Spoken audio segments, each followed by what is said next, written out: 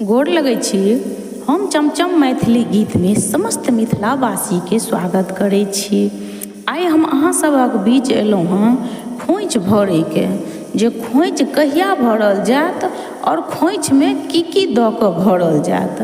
हमरा से बहुत आदमी एहिठाम पूछै छथि जे कि खोइछ कहिया भरल जेतै, किएक तऽ कारण एहि बेर अछि जे अष्टमी और नवमी एके दिन पड़ैया, ताहि दुआरे से बहुत लोकके छनि जे खोइछ कहिया भरल जेतै।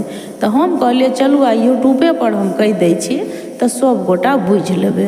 ओनाहियो तऽ लोक मन्दिर जाके पंडित से पूछे लै छनि, लेकिन तैयो हम कहै छी तऽ जिनका जिनका ठीक लागे से हमर ई जरूर देखब, और यदि हमर बात अहाँ सबके ठीक लागे, पसंद पड़े तऽ हमर चैनल के सब्सक्राइब, वीडियो के लाइक जरूर कऽ देबै अहाँ सब।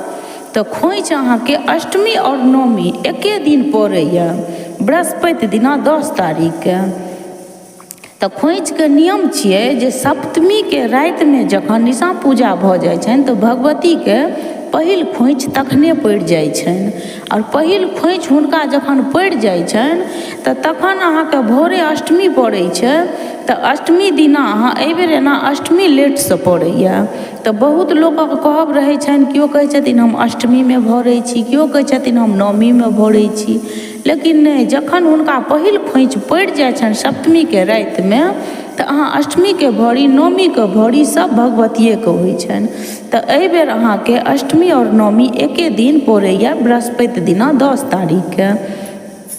तऽ ताहि दुआरे अष्टमियो वाली और नवमियो वाली दुनू गोटा बृहस्पति दिना 10 तारीख के से खोइछ भरब, जे अष्टमी में भरै छी सेहो, जे नवमी में भरै छी सेहो।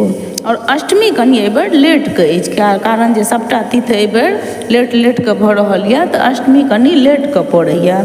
लेकिन जखने सप्तमी के राति में हुनका पहिल खोइछ पड़ि जेतनि तऽ अहाँ कखनो भरि सकै छी खोइछ, से छै एहि बेर। और खोइछ जे भरब तऽ ओहिमे की देबै से सब तऽ सब बेर भरिते छी, लेकिन हम तैयो कहि दै छी। धान यदि भेटै तऽ अति उत्तम अछि, तऽ धान तऽ लोकके भेटै नहि छै, हमहूँ सब चाउरे लऽ कऽ भरै छियनि।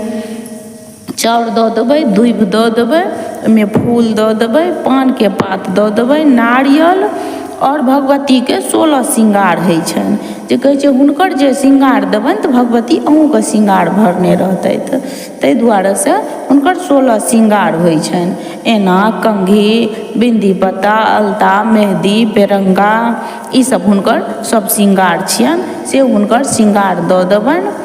और दक्षिणा जे जुड़ै, जते भगवती विभव देने छथि 11 से लऽ के जतेक आगू तक माता रानी देने छथि, ओहि हिसाब से ओहिमे दक्षिणा दऽ देबनि, सुपारी दऽ देबै, ई सब लऽ कऽ। और जिनका जेहन भगवती के देने छथि, केओ ब्लाउज के पीस में दै छनि, केओ टुकड़ा में ललका एकरंगा में दै छनि, केओ साड़ी में दै छथिन, जिनका जेहन भगवती देने छथिन ओहि हिसाब से जे जहिना भरै छी से तहिना भरब। ई हमर खोइछ भरै के छी। यदि ठीक लागे तऽ जरूर चैनल के सब्सक्राइब, वीडियो के लाइक करब।